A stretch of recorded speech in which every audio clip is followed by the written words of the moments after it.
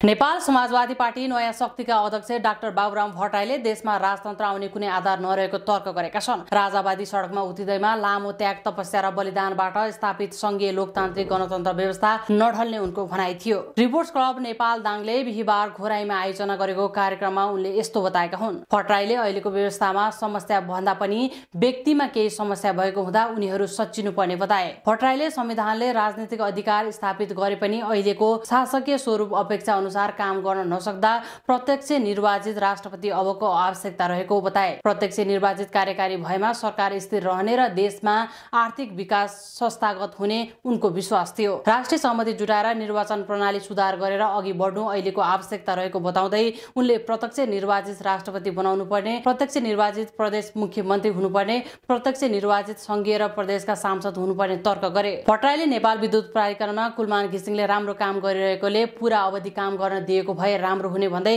सरकारले किन हटायो भन्ने कुरा सरकारले नै जान्ने विषय भएको बताए। एचटीसी मिडिया, सञ्चार क्षेत्रमा नयाँ आयाम।